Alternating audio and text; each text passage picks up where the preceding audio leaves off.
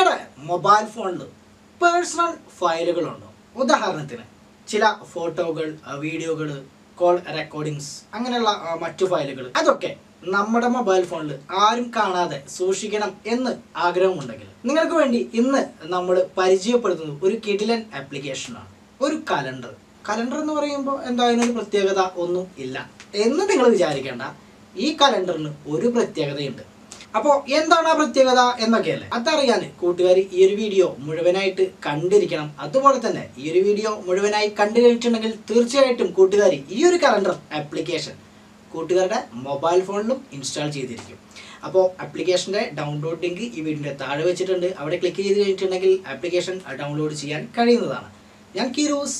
പുതിയൊരു വീഡിയോയിലോട്ട് എല്ലാ കൂട്ടുകാർക്കും ഒരിക്കൽ കൂടി സ്വാഗതം. ആപ്ലിക്കേഷൻ ആദ്യമായിട്ട് നമ്മൾ ഓപ്പൺ ചെയ്യുമ്പോൾ ഇതുപോലെ ഒരു ഇൻ്റർഫേസ് ആണ് കൂട്ടുകാർക്ക് കാണാൻ കഴിയുക. മുകളിൽ സെലക്ട് ഡേറ്റ് ആസ് പാസ്വേഡ് എന്ന് കാണാൻ കഴിയും. നിങ്ങൾക്ക് ഇഷ്ടമുള്ളൊരു പാസ്വേഡ്, ഇവിടെ കുറേ ഡേറ്റുകൾ കാണുന്നുണ്ട്. അതിൻ്റെ മുകളിൽ 2 പ്രാവശ്യം ക്ലിക്ക് ചെയ്ത് കൊടുത്തിട്ടുണ്ടെങ്കിൽ അത് നമ്മളെ പാസ്വേഡായി. ഉദാഹരണത്തിന് 10 ഒരിക്കൽ കൂടി ക്ലിക്ക് ചെയ്യാം. ഇപ്പോൾ നമ്മുടെ പാസ്വേഡ് 10 ആണ്.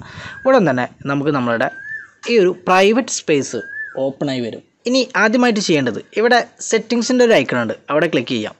പാസ്വേഡ് ചേഞ്ച് ചെയ്യണമെന്നുണ്ടെങ്കിൽ ആദ്യത്തെ ഓപ്ഷൻ കൂട്ടുകാർക്ക് ഉപയോഗിക്കാം, ചേഞ്ച് പാസ്വേഡ്. ഇനി നിങ്ങളുടെ പാസ്വേഡ് വേറെ എന്തെങ്കിലും ഒരു ഡിജിറ്റ് ആക്കണമെന്നുണ്ടെങ്കിൽ അവിടെ ആക്കി കൊടുക്കാം. ഉദാഹരണത്തിന് 1111 ആക്കണം. അപ്പോൾ അതിൻ്റെ മുകളിൽ 2 പ്രാവശ്യം ക്ലിക്ക് ചെയ്യാം.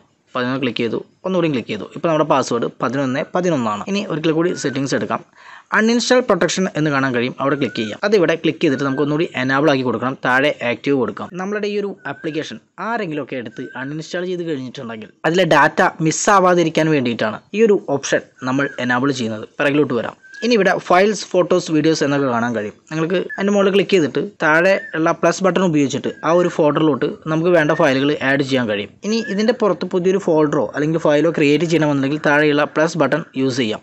ശേഷം ക്രിയേറ്റ് ഫോൾഡർ ഉപയോഗിച്ചിട്ട് പുതിയ ഫോൾഡർ ക്രിയേറ്റ് ചെയ്യണം. ആഡ് ഐറ്റംസിൽ ക്ലിക്ക് ചെയ്തിട്ടുണ്ടെങ്കിൽ നിങ്ങളുടെ ഗാലറി ഓപ്പൺ ആയി വരും. അപ്പോൾ ആദ്യത്തെ തവണ ഓപ്പൺ ചെയ്യുന്ന സമയത്ത് നമുക്ക് 3 കൺഫർമേഷൻ ഉണ്ട്, അതെല്ലാം അലോ ചെയ്ത് കൊടുക്കണം. ഇതുപോലൊരു ഇൻ്റർഫേസ് വരും. നിങ്ങൾക്ക് ഏത് ഫയലാണോ ആഡ് ചെയ്യേണ്ടത് ആ ഫയൽ അവിടെ ആഡ് ചെയ്ത് കൊടുക്കാം. ഇവിടെ ഗാലറി പിക്ചറാണ് ഞാൻ ആഡ് ചെയ്യുന്നത്. അപ്പോൾ ഏത് പിക്ചറാണോ വേണ്ടത് അതിൻ്റെ മുകളിൽ ജസ്റ്റ് ക്ലിക്ക് ചെയ്യാം. ക്ലിക്ക് ചെയ്ത് അവിടെ ഒരു ടിക്ക് മാർക്ക് വരും. ശേഷം മുകളിൽ ഒരു ലോക്ക് ഐക്കൺ കാണാൻ കഴിയും, അവിടെ ക്ലിക്ക് ചെയ്ത് കൊടുക്കാം. ഇപ്പോൾ ആ ഒരു ഇമേജ് ഇവിടെ ഈ ഒരു സ്പേസിലോട്ട് വന്നിട്ടുണ്ടാവും, കണ്ടോ? ഇനി നമുക്ക് ഈ ആപ്ലിക്കേഷൻ എല്ലാം ഒന്ന് ക്ലോസ് ചെയ്യാം. ഇനി നമ്മുടെ മൊബൈൽ ഫോണിൻ്റെ മെനു ലിസ്റ്റിൽ തിരഞ്ഞു കഴിഞ്ഞിട്ടുണ്ടെങ്കിൽ ഇതുപോലെ കലണ്ടർ എന്ന് മാത്രമാണ് കാണാൻ കഴിയുക. ജസ്റ്റ് അതുകൊണ്ട് ഓപ്പൺ ചെയ്യാം. ഓപ്പൺ ചെയ്ത് കഴിഞ്ഞിട്ടുണ്ടെങ്കിൽ നമുക്ക് ഇന്നത്തെ ഡേറ്റ് 7-ാം തീയതി കലണ്ടറിൻ്റെ ബാക്കി ഡീറ്റെയിൽസ് ആണ് കാണാൻ കഴിയുക. അപ്പോൾ നമ്മളുടെ പാസ്വേഡ് എന്താണ്, ആ പാസ്വേഡിന് മുകളിൽ 2 പ്രാവശ്യം ക്ലിക്ക് ചെയ്യാം. ഇപ്പോൾ ഇവിടെ കുറേ ഡീറ്റെയിൽ ഉണ്ട്. നമ്മളുടെ പാസ്വേഡ് 11 ആണ്. അപ്പോൾ ആ 11ന് മുകളിൽ 2 പ്രാവശ്യം ക്ലിക്ക് ചെയ്ത് കൊടുക്കാം. അപ്പോൾ മാത്രമാണ് നമുക്ക് നമ്മളുടെ ഫയലുകൾ ആക്സസ് ചെയ്യാൻ കഴിയുകയുള്ളൂ. വീഡിയോ കൂട്ടുകാർക്ക് ഇഷ്ടമായോ?